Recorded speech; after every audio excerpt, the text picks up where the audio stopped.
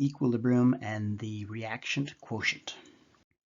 So we have a system that is at equilibrium. We can use the equilibrium expression to solve for either concentrations, or if we have the concentrations, we can solve for the K value. So let's say we had this simple reaction, A forming B, and K was nice and handily 1. What we could do is we could say, okay, here's our equilibrium expression. We have products, concentration of the products raised to their coefficient, so in this case 1, over the reactants raised to its coefficient 1, and then we can plug in which variables we have to solve for one that we don't. So for example, if we knew the equilibrium concentration of A was 2 moles per liter, and again we know what K is, we can put those values into our reaction, and we can easily solve for what the concentration of B would be at equilibrium. So that's a straightforward at equilibrium using a equilibrium expression.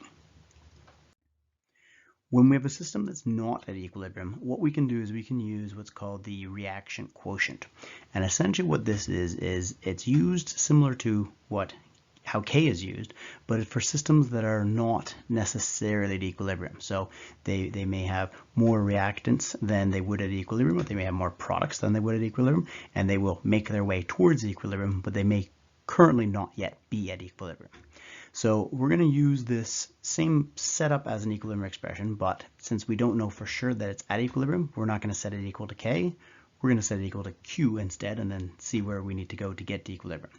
So we'll use Q to determine which direction a reaction has to go to get to equilibrium. Again, does it have to shift to the right in order to produce more products to get to what they would be at their equilibrium concentrations, or does it have to shift to the left to produce more reactants to get to what they would be at equilibrium? And it's going to be set up the exact same way that we'd set up an equilibrium expression, reactants on the bottom, products on the top, with their coefficients as exponents. And again, because we don't know if this is at equilibrium, and probably it's not, we're going to be not writing K, we're going to be setting this equal to what's called the reaction quotient, or Q. So we can find out what Q is by plugging in the concentrations of those products over the reactants raised to their coefficients, and we can compare it to K, and it'll tell us which direction we would have to go to get to equilibrium. So let's say we plug the values in, we plug the concentration of the products raised to their coefficients, and we divide that by the concentration of the reactants raised to their coefficients, and we find out that our Q value is the exact same thing as the K for the reaction. That would tell us that we are at equilibrium, in fact. However, if we plug in the values and we say, okay, our Q value is actually larger than the known K for that equilibrium system, that's going to tell us that we need, or it will shift to the left in order to get to equilibrium. And if you think about what this means, is it's saying that there are essentially, your Q value is too big for what it currently is. It's going to have to shift to the left. It's going to have to consume some of those products, because again, we determined Q by putting the concentration of the products raised to their coefficients divided by the concentration of the reactants raised to their coefficients. So that number ends up being too big compared to what it should be when it's at equilibrium. That's essentially saying that we've got too many products. So to get rid of that, we're going to have to shift to the left. Conversely, if it turns out that our Q is smaller than our K, so we plug in the numbers and we say, okay, at this point in time, our Q value is smaller than what our known K value will be at equilibrium, we're going to have to shift to the right. And again, what that means is we don't have enough products. If Q is smaller than K, K is what they would be at equilibrium, Q is what they currently are. So if Q is smaller than K, what that means is there's not yet enough products. We need the numerator to be bigger. So we need to shift to the right and produce more products. And again, the numerator is the product. And so if we shift to the right, we will get more products, and our Q will get larger till at one point it'll be the same as K, and that's when we're back at equilibrium. All right, so with these ones, often these types of calculations, we have some of the concentrations of the reactants or products. Often we have the K value given for the known reaction, and what we're going to be doing is we're going to be solving for what the concentrations of the unknown, either reactants or products, are once it gets to equilibrium.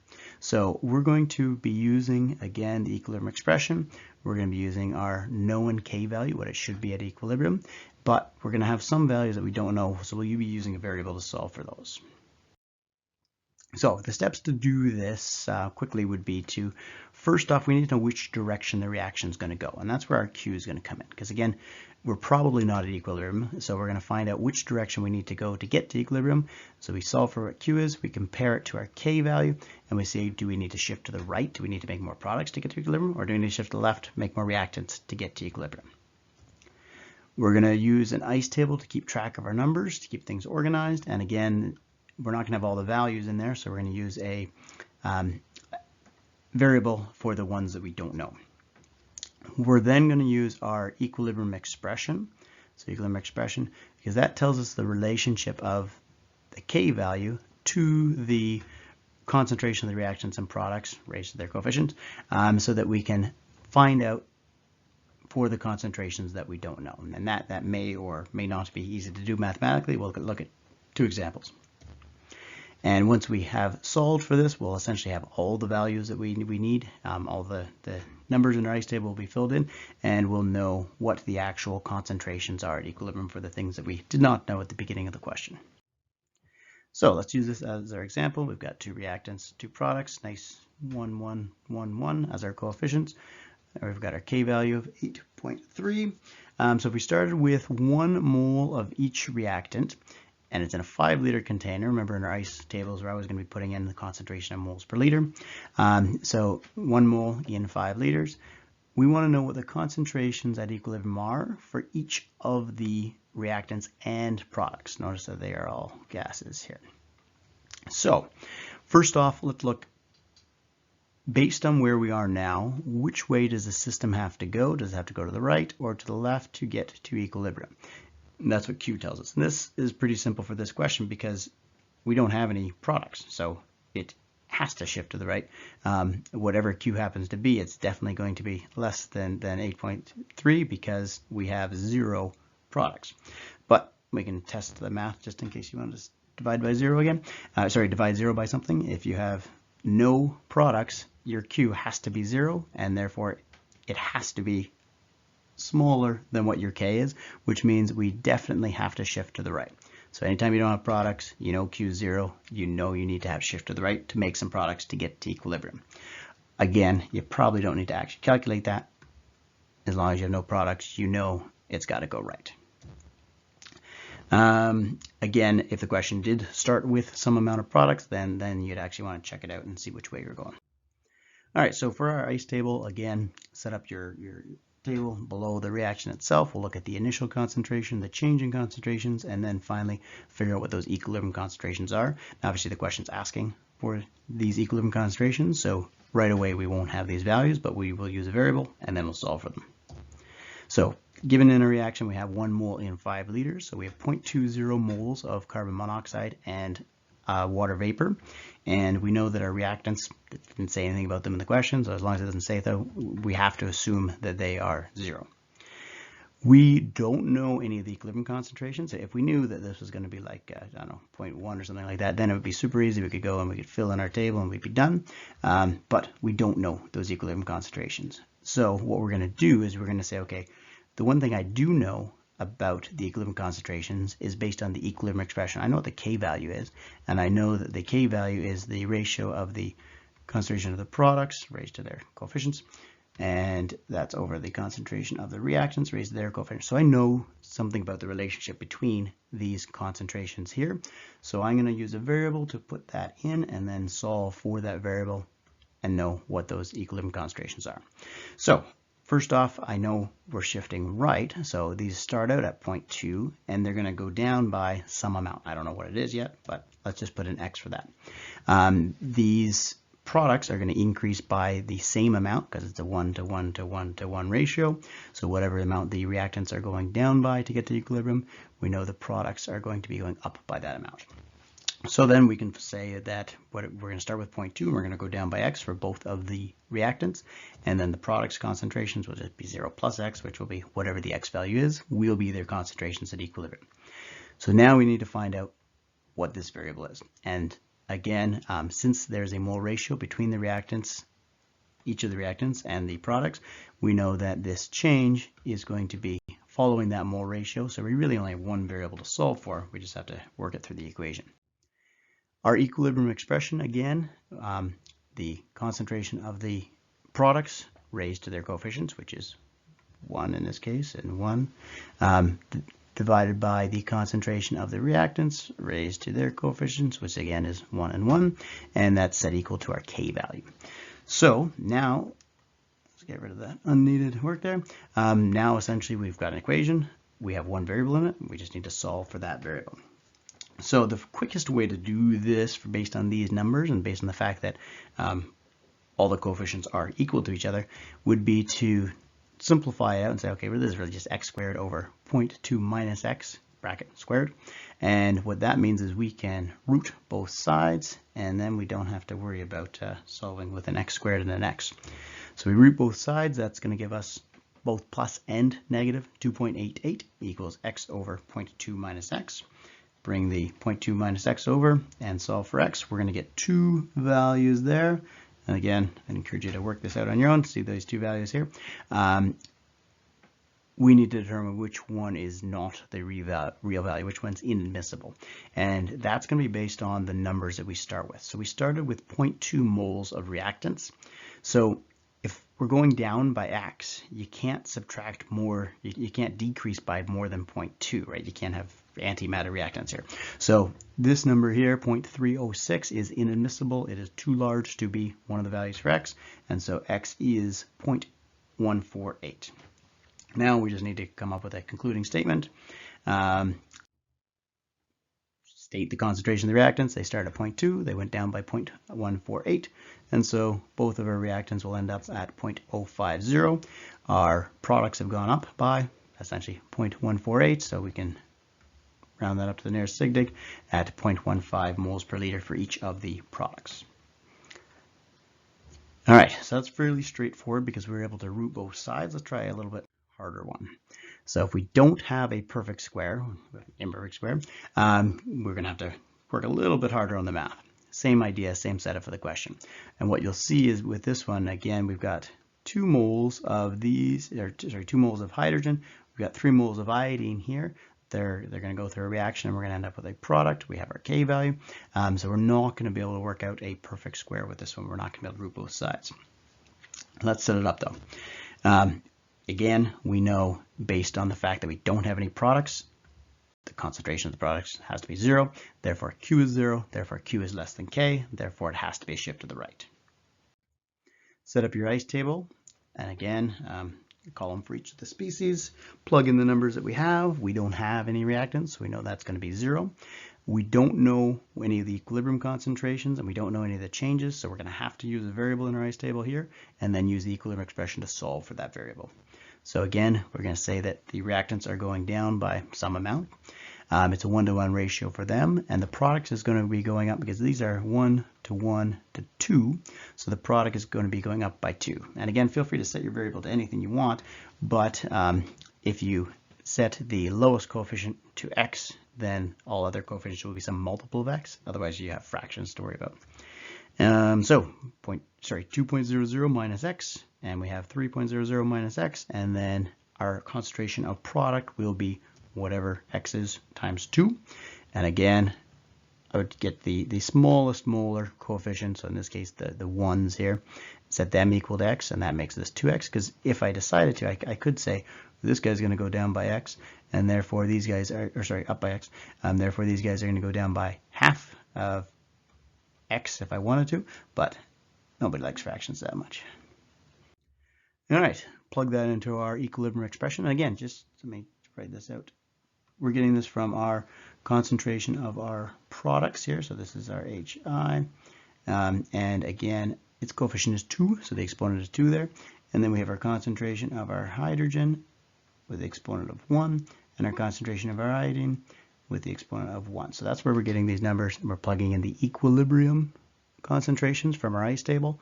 We're plugging in our K value given in the question, and now we have an equation with one variable. We can solve for that variable.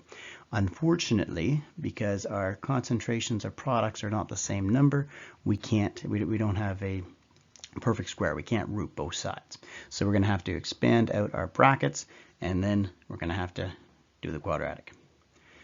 So work through it, but to set up for the quadratic, we're going to set our equation equal to 0. So expand out your brackets, put everything on one side, so the equation is equal to 0, and you should end up with 21 squared minus 125x plus 150. Make sure you can do that step. Then plug it into your quadratic. Either you or your calculator can work through it, but when you're done, you should end up with two values for x, one at about 4.3-ish and one at about 1.7-ish, and only one of them is real, one of them is inadmissible. We have to look at what they're saying in the ICE table. And again, because we're starting with, we have 2 and 3 moles per liter in our ICE table. If we were to subtract 4.3 from either one of those, we would end up with a negative concentration, and that is impossible. So therefore, x is equal to 1.667. Then it's just a matter of saying that as your answer. So if x is 1.667, what does that mean for the concentrations? Hydrogen started at 2 and went down by 1.667, so it's 0.333 moles per liter. Iodine ends up being 1.33, and then hydrogen will be 2 x's, so 3.33 moles per liter.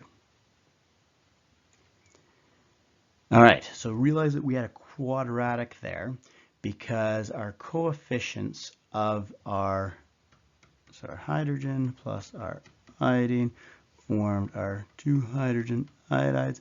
And so we ended up, because we had a coefficient of 2 here, that means in our equilibrium expression with our products of HI, it had a squared there. And then we also ended up with our reactants had, oh, no, that wasn't a square, that was a 1. And our iodine as well. They had coefficients of 1, but we multiplied them by each other. So we ended up with x squareds here. So we had to use a quadratic. But realize this coefficients of this ended up being x, right, squared. But realize this coefficient, what if this coefficient was like 3? Or maybe it's a reaction with 4. Or maybe you had more reactants and their coefficients were 3s and let's say, I don't know, a 5 even. Realize what that would do to your exponents in your equilibrium expression, and realize what that would do when you went to do the math with it. So let's say, for example, you had this reaction. Here's a reaction, and let's say we want to deal with it as an equilibrium system and find out what its concentrations were.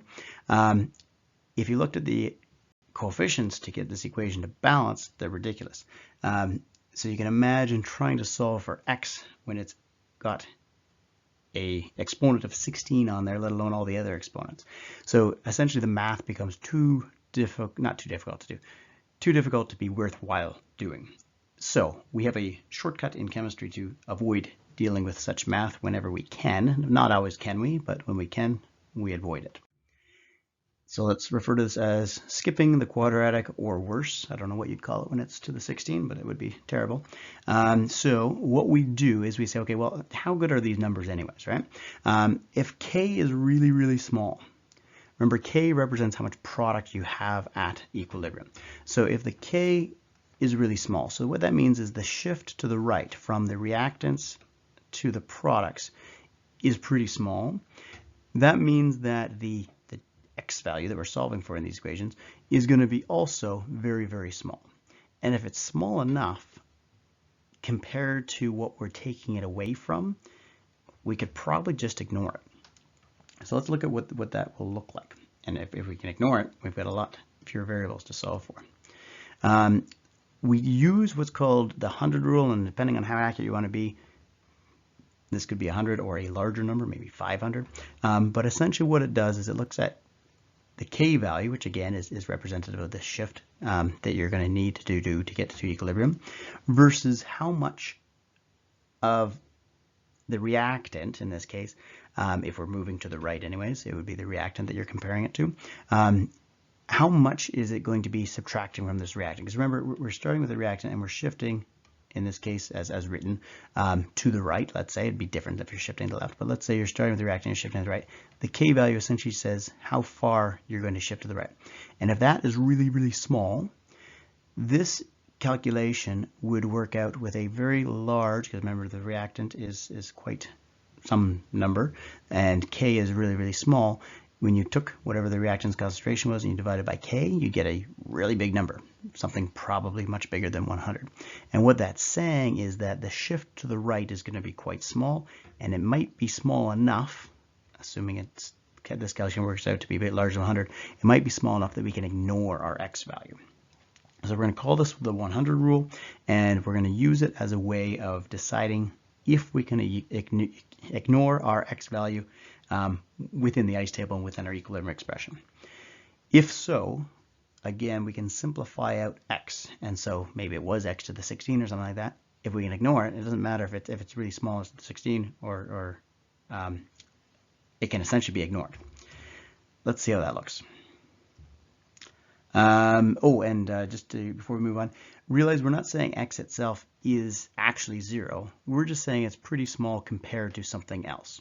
And so often we're looking at the reactant, we're subtracting it from the concentration of the reactant, or we're adding it maybe to the concentration of the product. That's where it's going. So what we're saying is x small enough to make a difference to that concentration value? And that's essentially what we're trying to say. Let's look at some numbers and decide. We can validate this later and say, okay, we've made this assumption. Was it too big of an assumption to make, or is it okay? So to do that, let's look at these numbers here.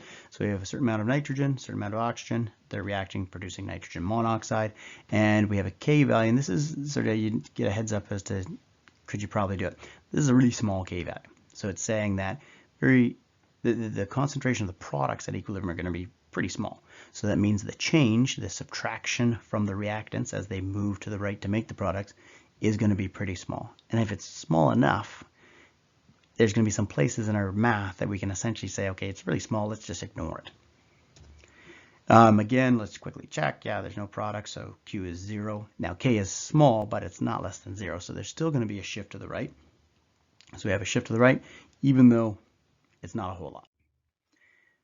Check the 100 rule with this one. Anytime you have a small k, we can check the 100 rule and see what it works out to be. So again, take probably the limiting reactants concentration, whichever one there's that is the least of in terms of making the product, the one that would produce the least amount of product. Take its concentration and divide it by the k of the equation, and in this case 0.038 divided by 4.2 times 10 to the negative 8 is going to give you a giant number, which is definitely larger than 100. So what that's saying is that the shift to the right is pretty small. We could probably, we can and we will ignore x. Let's see where. So here's a reaction. Let's plug in the values we had like before. Again, we're going to be going down by x, though because k is small, we know x is going to be quite small. The oxygen is going down the same amount, 1-to-1 ratio. The nitrogen monoxide is going up by 2 times that amount. So here's where we can look at the 100 rule, how the 100 rule works. So what we're saying is that K is small. This shift to the right is going to happen, but it's not going to happen by much. So if we have 0.085 moles per liter of nitrogen, that doesn't seem like a lot, but remember X is going to work out to be very small because we know K is quite small, so the shift to the right is going to be like tiny shift to the right. And so the question is this X value, when we solve for it, is it actually going to make a difference to this 0.085? Because if it's really, really small, like 0.0000 something or other, it is not going to cause much of a difference. So let's say we had 0.085 and we find out what X is. And let's say, I don't know what it is, but let's say it's like something super small like that. You can do that math and find out exactly what that is. But when you go to factor in your precision, you look at your sig digs and say, okay, I got to answer in 3 sig digs, it's going to equal 0.085. So essentially what we're saying is this number, if it's small enough, this X, this change, if it is small enough, it will not affect the concentration of the reactants in this case, because we're shifting right, it'll not affect the concentration of the reactants enough to change how we deal with the number based on our precision anyways, right? So our numbers are always going to be rounded off a little bit. They're always going to be inaccurate to some amount. So if the change that we're going to do to them is so small that it's going to get ignored, it's going to be rounded off anyways, let's just not do the math. So making this assumption based on that test, the 100 rule, to say X is small enough, we can essentially pretend it's not going to be subtracted. It won't make a significant difference to the concentration of the reactants. Therefore, let's just ignore it, and it makes our calculation even easier. Now this one's not all that hard. We could do the quadratic. It's not that hard. This is more of an example. They can get to the point where you're going past the quadratic. You have to deal with cubes and whatever comes after cubes, and so you would really want to ignore in those cases. Now realize we're not saying x is 0. That's the difference. We're saying it's close enough to 0 when being subtracted from a larger value or added to a larger value. So we still want to know what x is, but we're just going to look at these cases here and say, okay, it's going to be small. It's not going to affect their concentrations very much, so we can just ignore it relative to a larger number. Okay, so it's like you find 20 bucks. Like 20 bucks isn't $0, right? But if Jeff Bezos finds 20 bucks, he's probably not too concerned about it, right? Because his net worth is so big that if it changes by $20, it's not a big deal. Kind of like what we're doing here. If we have these concentrations and they change by x, it's as if the x itself is close enough to 0 that we can ignore it relative to a larger value. We still want to know what it is though. So using our equilibrium concentrations right here, again, x can be ignored when being compared to a larger value, but when it's not being compared to a larger value, subtracted or added from a larger value, we're going to leave it in. Set up your equilibrium expression and plug in those values. A lot easier now because again, we don't have these minus x's in here, which we would if we couldn't ignore them, and therefore we don't have to deal with the quadratic in this case. We can very quickly solve for x. Obviously, x as a negative is going to be inadmissible, so our x value is 5.82 times 10 to the negative 6, which is pretty small. So we can validate this, and again, you probably don't need to do this formally, but let's walk through the steps for it. Is this that small? So essentially, often our measurements are going to be off by maybe a percentage or up to 5% anyways, and so there's no point in doing a lot of math that is going to be more precise than our measurements are anyways. So let's say we're setting this 5% threshold, and again, you can determine how precise you want to be and then do the math accordingly. But let's say we set it at 5%. What we assumed was that the concentration minus the x value is essentially the same thing as the concentration minus 0. So let's actually test that. We found out what x is, and let's see if you did subtract that from the concentration value. Is it about the same thing as not doing it at all? Is it about the same thing as if x were 0 relative to the concentration of the reactant? So let's look at the numbers. So obviously, when we ignore x, we're just treating the concentration of the reactant as if it were 0.038. If we did actually subtract our x value from it, we'd get 0.037999418. So the question is, when we ignore it or when we don't ignore it, is there a big difference? So essentially, how big of a difference is there between those two numbers? We can express that as a percentage. Look at the difference between them. This is just a percent difference calculation. And there's a 0.02% difference between whether we ignore x or whether we use x. There's a 0.02% difference, and our measurements are going to be way more off than that. So definitely we can ignore x in this case. It is small enough to not change the concentration of the reactant significantly, therefore it can be ignored.